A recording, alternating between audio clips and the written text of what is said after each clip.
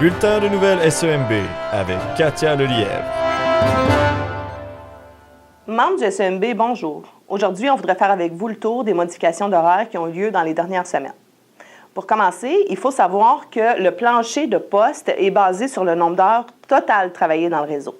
Cette année, pour la SAQ, le nombre de postes réguliers a baissé, même si les heures travaillées, elles, ont augmenté. Donc, on va passer de 1404 postes à 1385. C'est une perte de 19 postes réguliers. Évidemment, on va contester ces chiffres-là parce que pour nous, ils sont erronés, mais c'est quand même 1385 postes qui seront mis à l'affichage. Stop! Tes informations sont plus à jour. Même pas le temps de faire une capsule que déjà tout a changé.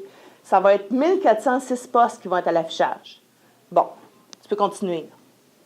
Il y a eu aussi beaucoup de changements d'horaire cette année. Il y a un comité qui est créé pour faire les modifications, en fait, pour s'assurer que les modifications sont conformes à la convention collective. Et cette année, il y a eu 3 fois plus de postes qui sont remontés à ce comité-là. On parle d'une quarantaine de postes sur lesquels le directeur de secteur et le délégué régional ne s'entendaient pas. Il y a une partie de ces litiges-là qui ont été réglés, mais la SAQ a décidé, pour l'autre partie, de nommer unilatéralement un médiateur, et ce médiateur-là est reconnu pour être ultra-patronal. Donc, évidemment, on a refusé de travailler avec lui, puisqu'on savait que notre cause était perdue d'avance. Aussi, la SAQ n'a pas tenu parole dans le dossier des CPOS. On avait eu une entente comme quoi les postes qui étaient actuellement du lundi au vendredi ne seraient pas changés de journée suite à la perte de l'arbitrage. On a perdu. Mais la SAQ a décidé quand même, pour plusieurs postes, de les modifier cette année. Donc, dans le réseau, il y a 47 postes de COS, CPOS qui sont modifiés. Et ça a des impacts, évidemment, sur la vie de ces gens-là qui se retrouvent avec une journée de fin de semaine souvent. C'est du dimanche au jeudi. Et pour être en mesure de modifier ces postes-là, l'employeur a enlevé ses besoins de COS du vendredi et du samedi, disant que les gestionnaires vont faire le travail. Et la conséquence pour les partiels est aussi très grave. Ça a comme impact que s'il n'y a pas de COS sur toute la plage horaire, on doit créer un 16-19 COS. Mais pas de besoin de COS, pas de 16-19 COS, pas de 16-19 COS, pas de 16-19 caissiers-vendeurs. Donc, ce que ça veut dire, c'est l'abolition de plusieurs postes de 16-19.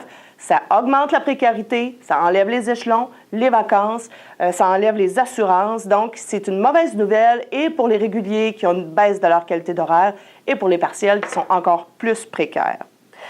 Je voudrais faire une mention honorable ou déshonorable. À la région de la Gaspésie-Bas-Saint-Laurent, le directeur du secteur a profité du fait que les postes de délégués régionaux sont vacants pour faire des modifications massives dans les horaires. Donc, on a 19 postes sur 42 qui sont modifiés au Bas-Saint-Laurent. Et tenez-vous bien, 12 postes sur 19 en Gaspésie. Alors, on ne peut pas dire que dans ces régions-là, il n'y a pas de stabilité puisque ce sont presque toutes des succursales qui sont tout seuls. Donc, c'est vraiment idéologique. On va vous tenir au courant. L'affichage va avoir lieu dans les prochaines semaines et là-dessus, on va se donner des nouvelles.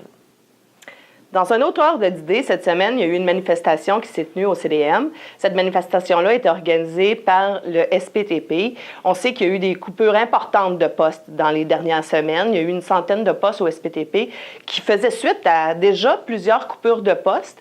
Et le STSAQ s'est vu couper 70 postes.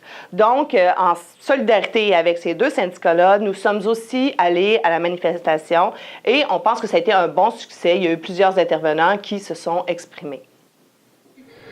C'est de démontrer qu'à partir de maintenant, les organisations syndicales sont capables de faire fi des différences qu'on peut avoir parfois, mais fondamentalement, on se bat toutes et tous pour la même chose. Des emplois de qualité, des sociétés d'État qui sont capables de rencontrer des exigences de performance, comme Sandrine l'a dit, quand on fait confiance aux travailleuses et aux travailleurs. Pas quand on gère la place comme un couche-tard ou un Dollarama. Ça marche pas!